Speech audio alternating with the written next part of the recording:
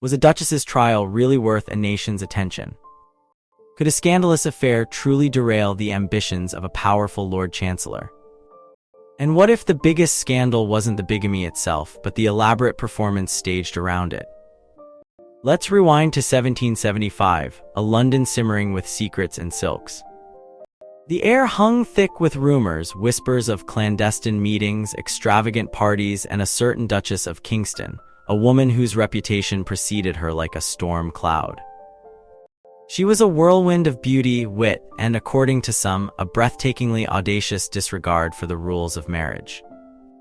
Her husband, the Earl of Bristol, was a man of considerable wealth and influence, yet she'd allegedly been enjoying the company of another, a dashing officer named Augustus Hervey. Our story begins with Lord Mansfield, a man considered the greatest jurist of his day, a legal titan whose brilliance was only matched by his captivating oratory. He wasn't just a judge, he was a performer. Legend has it he'd spend hours before a mirror, meticulously crafting his arguments, coached by none other than Alexander Pope, the famously acerbic poet. Imagine the scene: a young Mansfield meticulously perfecting his delivery, a mirror reflecting his every gesture, the ghost of Pope's sharp critiques guiding his words. But Mansfield wasn't just about polished speeches. He possessed a razor-sharp intellect, a talent for dissecting arguments and exposing their weaknesses. One admirer described his abilities with almost musical precision. His lordship is certainly one of the greatest orators this country ever beheld.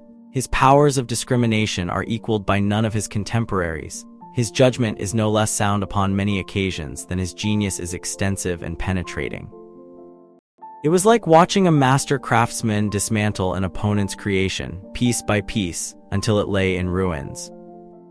The Duchess's predicament exploded onto the scene in November 1775, triggering a political firestorm. The House of Lords was divided, grappling with the implications of a trial that seemed utterly pointless. The legal ramifications were minimal. If convicted, the Duchess wouldn't face imprisonment or a public branding. She'd simply be demoted to Countess of Bristol, a minor loss of status, but a significant blow to her pride. The Duke of Kingston, a shrewd and wealthy man, had cleverly drafted his will to ensure she'd retain control of her estate, a testament to his foresight and a subtle jab at her detractors. Enter Lord Bathurst, the Lord Chancellor, a man whose reputation preceded him like a damp cloth. Small, rail-thin, and possessed of a disconcerting lack of charisma, Bathurst was a political operator, a master of maneuvering and backroom deals. He wasn't known for his legal brilliance, rather he was known for his ambition and his ability to exploit situations to his advantage. His appointment had shocked the nation, a baffling choice for such a powerful position. Bathurst, fueled by a potent cocktail of ambition and perhaps a simmering personal grudge, seized upon the Duchess's trial as an opportunity to elevate his own standing.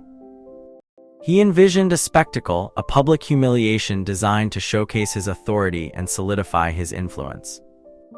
He began a systematic campaign to transform a minor legal dispute into a grand, theatrical event. The debate raged for weeks, a whirlwind of legal arguments, political maneuvering, and thinly veiled insults.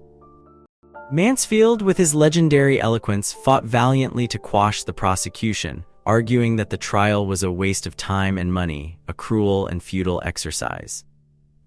He pointed out the absurdity of the situation. If the Duchess were found guilty, she'd face no legal consequences, but avoiding the trial would simply leave the charge of bigamy unresolved, a stain on her reputation that no innocent woman could tolerate.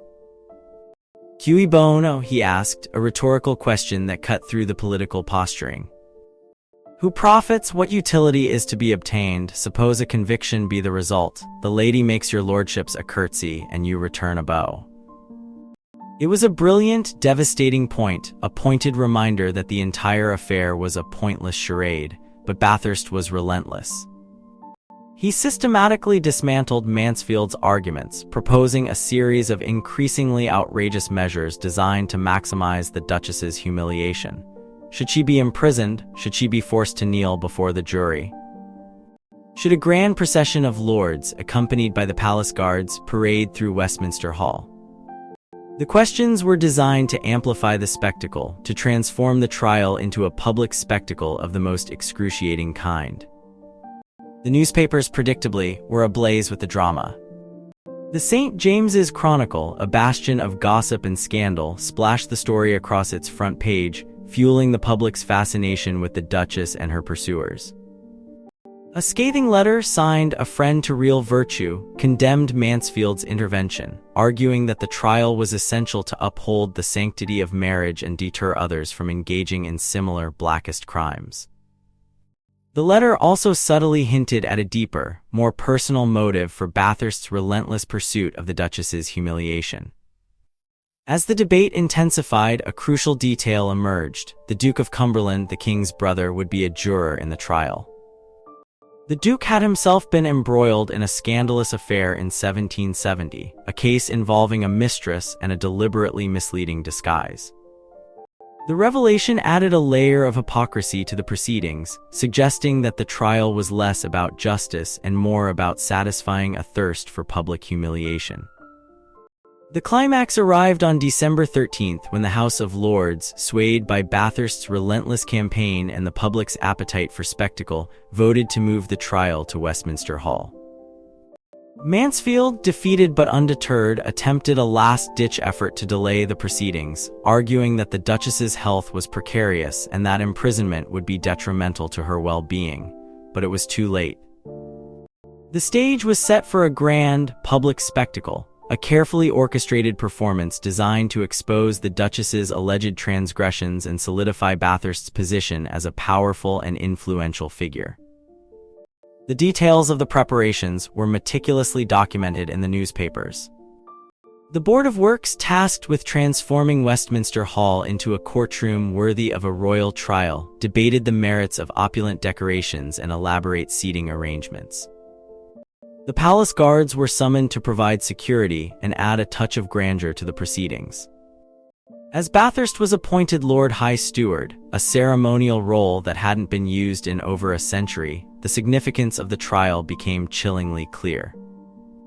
The Lord High Steward was responsible for overseeing the trial, administering oaths, and ensuring that justice was served, or, at least, that the desired outcome was achieved. The final vote sealed the Duchess's fate.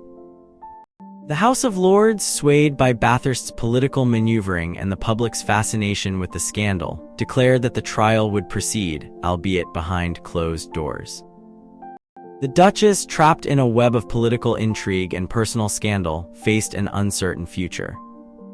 Was the Duchess a victim of circumstance, a scapegoat for the moral failings of the upper class? Or was she a willing participant in her own downfall? A woman who reveled in the attention and notoriety that came with her scandalous reputation.